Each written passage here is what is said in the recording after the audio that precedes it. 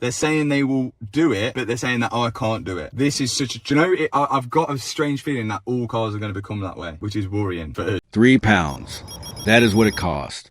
£3. From Halfords, the automotive equivalent of Walmart. A £3 fuse from a shop on a British high street just destroyed a 300,000-pound Bugatti diagnosis. Not a specialist tool, not a proprietary component available only through Bugatti's authorized network, not a bespoke engineered solution developed through weeks of creative sourcing and alternative supply chains. A £3 fuse from Halfords and the Bugatti Veyron that was supposedly facing a 300,000-pound gearbox replacement shifted into gear for the first time in a workshop in Leicester because of a fuse that cost less than a cup of coffee. And Bugatti, the manufacturer that quoted 300,000 pounds, has nothing left to say. Think about that number one more time, because it needs to land with the full weight it carries. 300,000 pounds. That is the cost Bugatti would charge to address the gearbox issue on Matt Armstrong's repossessed Bugatti Veyron. 300,000 pounds. For a component, for a repair, for the specific manufacturer-controlled, authorized network-only solution to a problem that turned out to have a 3-pound fuse at the center of it. The ratio between what Bugatti would have charged and what Matt Armstrong actually paid is not just a funny number. It is a statement about the entire business model of exclusive automotive repair, about what the mystique costs, about what the authorized network charges for the specific combination of proprietary access and information control that keeps independent operators out and prices up. 300,000 pounds versus £3. And Matt Armstrong found the 3-pound solution by doing the same thing he always does. He looked, he investigated. He refused to accept the 300,000-pound verdict as the only available truth, and he was right. Again. But before we go through every detail of the 3-pound fuse story and what it reveals about Bugatti's repair pricing that the 300,000-pound diagnosis deliberately obscured, we need to understand the specific car at the center of this story. Because the Bugatti Veyron is not the Chiron. It is older, more analog, more mechanical, and simultaneously more historically significant and more financially terrifying to own outside a manufacturer's warranty. Matt Armstrong unexpectedly bought this rare $2 million probable Bugatti from a repossession company. A repossession company, not a Copart auction this time. A car that had been taken back from its previous owner through a financial recovery process. Sitting in a repossession company's possession with a price that reflected everything wrong with it. And a $2 million car bought from a repossession company at a fraction of its value is exactly the kind of opportunity that Matt Armstrong's entire career was built on recognizing and acting on. He bought it. He had it delivered. He started the assessment. And the assessment immediately revealed what the repossession company had not fully disclosed. This car had problems. Multiple problems. And the most dramatic of them, the one that the 300,000-pound Bugatti diagnosis was about, was staring at him the moment he tried to move the car. It would not go into gear. The no-gear problem is a specific, dramatic, immediately visible symptom that defines the Veyron's arrival at Matt Armstrong's workshop in the public consciousness. A $2 million car that cannot shift into gear is not a car that works. It is an extraordinarily expensive ornament with a Bugatti badge. And the conventional automotive industry's response to a Bugatti Veyron that cannot go into gear, the response of every authorized dealer and every Bugatti-trained technician who would be called to assess this problem through the official channels, was entirely predictable. Ordinarily, you would have to fork out around $350,000 to $400,000 to replace the gearbox. That is the official answer. That is what the authorized network produces when a Veyron cannot go into gear. A gearbox replacement quote that starts at $350,000 and reaches $400,000 before the conversation is over. That is the diagnosis. That is the treatment plan. That is what the 300,000-pound expertise of the Bugatti authorized network concludes when it looks at a Veyron with a no-gear problem. And Matt Armstrong looked at the same problem and concluded something completely different. Now let us talk about exactly how the 3-pound fuse was found. Because the discovery process is as important as the discovery. It reveals a specific approach that separates Matt Armstrong from the authorized network in a way that explains how a 3-pound fuse can exist in the same story as a 300,000-pound diagnosis. Matt Armstrong did not accept the symptom as evidence of the diagnosis. A car that cannot go into gear is not necessarily a car with a broken gearbox.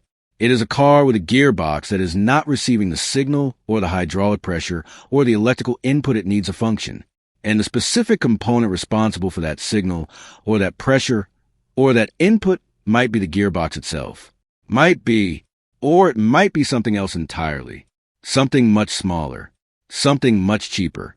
Something that a careful, methodical diagnostic process that starts with the simplest possible explanation rather than the most expensive one would find before concluding that 300,000 pounds worth of gearbox replacement was the only answer. Matt realized that the car initially would not shift into gear due to a fuse he later managed to replace for just $3. A fuse, the simplest electrical component in any system. The component that costs £3 to Halfords. And that was what the gearbox needed. Not a new gearbox, a new fuse. The Halfords detail is the one that the automotive world found impossible to stop talking about. And I just got a fuse from Halfords. It is 300,000 pounds for a new gearbox. And I just got a fuse from Halfords, he said. For reference, Halfords is pretty much the automotive equivalent of Walmart. Now imagine attending a supercar event and telling other Bugatti owners, you fix your Veyron with component you got from Walmart. That specific image, that specific contrast. A $2 million Bugatti Veyron fixed with a component from the same shop where people buy windscreen wipers and car air fresheners is the most precise and the most devastating illustration of the gap between what manufacturer authorized repair costs and what the problem actually requires that has ever been produced in automotive content. Not a technical argument, not a legislative case study. A fuse from Halfords. And the 300,000-pound diagnosis is demolished by the receipt. But here is what the 3-pound fuse fix actually revealed that is more important than the fix itself. We managed to solve the problem with just a tiny fuse.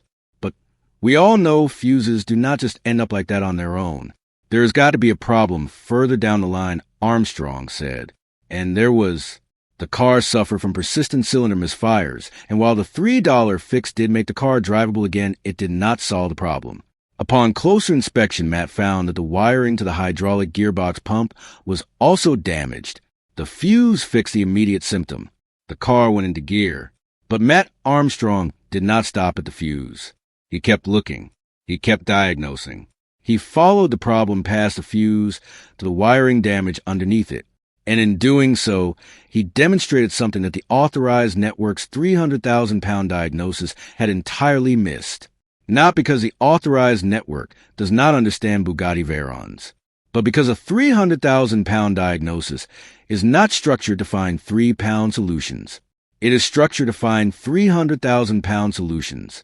And the specific incentive structure manufacturer authorized repair, where the revenue comes from the most expensive intervention rather than the most accurate one, produces diagnoses that reflect that incentive. Matt Armstrong's incentive is different. His incentive is to find the truth, whatever it costs or does not cost. And the truth, in this case, cost £3 from Halfords and revealed a wiring problem that the expensive diagnosis had not looked for. The wire into the hydraulic gearbox pump is the next chapter of the Veyron story that the 3-pound fuse opened. Because the fuse failing was not random. Fuses fail because something in the circuit they protect drew too much current. And something drawing too much current means something in the circuit is damaged. Something is working harder than it should be to overcome a resistance it should not be encountering. In the case of the Veyron's gearbox system, the something was the wiring to the hydraulic pump. Damaged wiring, creating the resistance, causing the overcurrent, blowing the fuse. And the gearbox, sitting at the end of a damaged wiring circuit, reporting its inability to function through the symptom of a no-gear condition that the authorized network translated directly into a 300,000-pound replacement quote, without looking at the wiring, without asking why the fuse had blown, without doing the diagnostic work that a 3-pound fuse and a continuity tester would have revealed in an hour. The 3-pound fix exposed the wiring problem. And the wiring problem tells the whole story about what the 300,000-pound diagnosis was actually diagnosing. The radiator leak on the Veyron adds another layer to a car whose problems were revealing themselves progressively as Matt Armstrong worked through them. A no-gear issue was fixed with a new fuse, but the supercar had misfired had a leaky radiator plus a fuse box problem. Multiple issues, each one a potential expensive repair through the authorized network. Each one a problem that Matt Armstrong's approach addresses differently, not by accepting the most expensive diagnosis, by understanding what is actually wrong, by following the problem from symptom to cause rather than from symptom to the most profitable treatment. The radiator